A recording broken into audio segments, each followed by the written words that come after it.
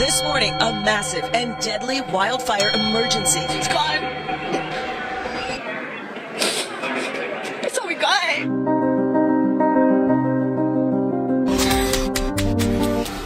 It's everybody. It's everything. Nang sumiklab ang sunog sa Los Angeles, California, libo-libong kabahayan ang tinupok ng apoy. Libo-libong mga bumbero ang nagtutulungan para maapula ang naturang wildfire. Pero mahigit isang linggo na, hindi pa ito naaapula. Enero 7, 2025, nang sumiklab ang wildfire na ito. Enero 12, nag-umpisa namang kumalat ang napakaraming maling balita sa social media na di umano may bahay sa Los Angeles na pinag-aari daw ng Kristiyano at may pastor pa ng born again na nag-aangkin na sa born again daw ito. Meron ding Seventh-day Adventist na nag-aangkin na pinag-aari daw ito ng isang Seventh-day Adventist member. At kahit sa Katoliko, umaangkin din. Pero ano ba ang katotohanan sa likod ng kumakalat na larawan? Ito ba'y tunay? Ito ang ating tatalakayin sa video ito. Kaya mapapatya, huwag agad-agad maniwala. Ngayon ay Enero 19, 2025. Hanggang ngayon, maliit na porsyento pa lamang ng sunog ang naaapula ng kabumbiruhan sa Los Angeles. Katulong ang mga bumbero na nagmula sa iba't ibang estado. Lalong nababahala ang mga residente sa California. Dahil ayon sa forecast, ngayong darating na linggo, muling magbabalik ang lakas ng hangin. Sa ngayon, medyo mahina na ang hangin. Kaya matagumpay na naapula ng mga bumbero ang ilang mga sunog. At dahil napakalaki ang balitang ito, ayon sa Los Angeles, sa loob ng mga maraming taon, ito ang pinakamalalang wildfire na kanilang naranasan. Ngunit may mga kumakalat ngayon na maling mga balita tulad na lang nitong larawan na inyong nakita. Marahil nakita mo na rin ito sa iba't ibang platform. Kumakalat ang larawang ito sa iba't ibang social media platform. Binigyan ng iba't ibang kahulugan. Nilagyan ng mga magagandang mensahe. Pero sa likod ng mga magagandang mensahe, may nagtatagong kadiliman at kasinungalingan. Napakagandang pakinggan at sabihin na ang Diyos ay nagprotekta sa bahay ito. Talaga namang ang Diyos ang ating tagaprotekta. Siya ang ating tagapagligtas. Ngunit ang malaking kasinungalingan na ikinakalat na ang bahay na ito ay sa Los Angeles, California. Ano ba ang katotohanan? Hindi daw ito natupok ng apoy. Kahit kaliwat kanan na mga bahay ay naging abunan. Maraming mga inosente ang naniniwala at may mga nag-aangking born again pastor pa na sa born again daw ang may-ari nito. Meron ding sabadista na nagsasabing SDA daw ang may-ari nito. At meron ding Katoliko na nagsasabing Katoliko daw ang may-ari nito. Siguradong may maniniwala nito dahil Diyos na ang pinag-uusapan. At kung tunay ito, dapat tayong magdiwang at magandang i-share sa ating timeline. Ngunit, gumawa ng pagsusuri ang ating channel tungkol sa larawang ito. At ito ang nadiskubre. Ang larawang ito ay hindi nagmula sa Los Angeles, California, kundi ang larawang ito ay kuha sa Hawaii. At ang larawang ito ay hindi kuha ngayong taong 2025, kundi kuha ito noong Agosto 10, 2023. At ang kumuha sa naturang larawan ay isang French journalist na nagngangalang Patrick Fanon. Kahit ang Australian Associated Press nagsagawa din ng kanilang pagsusuri sa naturang larawan. At ang resulta ng kanilang pagsusuri, no, images do not show miracle buildings seen from California. Kahit sa CBS News, nagbalita, pero lagpas na isang taon ang balita kaugnay sa bahay na ito. na ito'y sa Maui, Hawaii at hindi sa Los Angeles. In the middle of the disaster zone in Lahaina, Hawaii, sits this 100-year-old house. Its owners say it's a miracle. When the wildfire swept through on August 8th, it destroyed every single one of the neighboring homes. But this house on Front Street remained standing, seemingly unharmed by the flames that at one point surrounded it. How? A little luck and a lot of preparation. Trip Milliken told the local outlet that when he and his wife bought the house in 2021, it looked like an absolute nightmare. Hindi ito sa California, kundi ito ay sa Maui, Hawaii. Tapos gagamitin ang talatang mababasa sa awit 91:7. Totoo ang talatang ito. Walang problema sa paggamit sa naturang talata. Ngunit kailangang mapagmatiyag ang bawat isa. Dapat ba itong gagamitin sa ikinakalat na maling balita?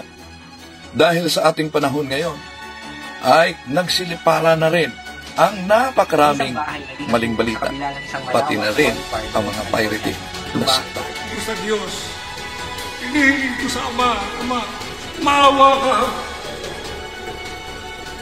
Itinataas ko ang aking mga kamay. Paspasan mo ang lahat ng narito. So we do not claim that we are the true church. The original church is the true church. And that is the only and the one and only true church. Young man, get up here quick. Young man, get up here quick. Come on. Young man, get up here quick. You, up, quick. Right here. Fire on you! Fire on you! Rise up! Yes! Come on! Yes! Come on! Bumingi ako ng aeroplano, bibigyan niyo ako. Bumingi ako ng helicopter ng mga bibigyan niyo ako. Bumingi ako ng malawak na lupain para sa operation ng kinang, bibigyan niyo ako. Hingi ako ng 13 billion pesos para magpatayo ng kingdom. Ayon sa ulat, totoo na may ilang bahay sa Los Angeles ang hindi nilamon ng apoy. Ngunit, hindi ang bahay na ito na kumakalat sa social media. Mismong si Brother J.C. Romero na isang Catholic apologist ang nagkumpirma na ang bahay ng kaibigan niya sa Los Angeles ay hindi naabo at para sa may-ari nito, malaking tulong umano ang Epipani Holy Chok Blessing na ginagawa niya tuwing Enero 6. And I'm going to share a story with you that's going to really, really pick you up. You've probably seen pictures. I've had friends in Los Angeles sending me pictures of Pacific Palisades, Altadena, Pasadena, several places in the San Fernando Valley that have been burned down to the ground. Entire neighborhoods, buildings. And people are wondering, wow, what could have I done to prepare myself for this? Well, I'll tell you what you could do to prepare yourself for this. There's a friend of mine. He's an attorney. And he's also a movie producer. And so he lives out in Altadena. On Monday, my friend, this attorney, this Catholic movie producer, he did the Epiphany blessing prayer over the doors of his house. Because in the traditional calendar, the Feast of the Epiphany was on Monday, January 6th. And so my Catholic friend did the Epiphany blessing prayer over the doors of his house. That's on Monday, the Feast of the Epiphany in the old calendar. On Tuesday, the fire department told him to evacuate. On Tuesday, January 7th, because the wildfires forced everybody out of the neighborhood to evacuate their homes in Los Angeles County and flee the neighborhood. People that live in Pacific Palisades were told to evacuate Altadena, Pasadena, and at least 500 acres in the San Fernando Valley. So my friend took his family and all his kids and they evacuated. He comes back home a few hours later, or maybe the next day, and guess what? As he looks around, every house around him was burned to the ground, except his house. his house was unscathed. What did my friend do over his house that probably nobody else in the neighborhood did to their house? He did the Epiphany blessing over the doors of his house on Monday before he was evacuated. And remember, the Epiphany blessing is a prayer asking for divine protection for your house. Coincidence? No. It's not a coincidence. God honors prayer, especially when you're in a state of grace. And this Catholic friend of mine is a serious Catholic who's a lover of Christ. He's well off. I mean, he does well. He's an attorney. He's a movie producer. But boy, oh boy, he's a lover of Christ. And God honored his prayer. He has a bunch of kids. God honored his prayer. He did the Epiphany blessing. He's evacuated by the fire department. Comes back a few hours later. And guess what? His house is the only one standing in the neighborhood. As Catholics, I did the Epiphany blessing on Monday as well, chalking the doors over the doors of my house, and did the Epiphany blessing prayer with my wife. Ito na tradisyon ang marami nang nakakalimot. At mayroon pang nag-post sa social media na pare na nagkomento na kahit wala itong ipipanitsok, ang panalangin ng Diyos at ang kanyang proteksyon ay talaga namang matatanggap sa bawat isa. Totoo naman, ngunit sa Epiphany blessing, makikita natin ang intensyon mismo ng buong simbahan, batay sa sinasambit natin na panalangin. At ang magandang intensyon na ito ay naaayon sa San Mateo Kapitulo 7, versikulo 7. Humingi kayo at kayo bibigyan.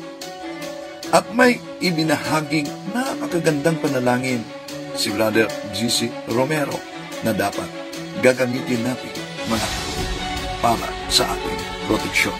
But every night, here's a prayer I do over my house every single night before I go to bed. It's in my book, Lord, Prepare My Hands for Battle, on page 80. I pray this every single night over my house. I pray, part of my evening prayers, I say, Most Blessed Virgin Mary, whose heart is sorrowful and immaculate, we recognize thee as the lady and queen of this house. We consecrate this house and everything in this house to your immaculate care and maternal protection. Have the kindness to preserve it from any evil, from fire, water, thunder, storms, earthquakes, from robbers, wicked people, from revolutions, war, raids, from persecution and taxes, from any other evil known by thee. Bless, protect, defend, and preserve as thy personal property those who live and will live here. Keep them from adversity and misfortune, but above all, preserve them from offending God. Let not a single mortal sin be ever committed in this house, and may all those who enter it work for the glory of God, for the reign of Jesus and Mary. Let this house be forever consecrated to you, O Jesus and Mary. Let it be blessed with all those who inhabit it. Amen. I pray that prayer every single night over my house before I go to bed. One of my evening prayers. Guess what? This prayer is an old Catholic prayer that comes from France. During the First World War in France, some of the faithful Catholics were known to have this prayer that I just prayed tacked on the front door of their house. And guess what?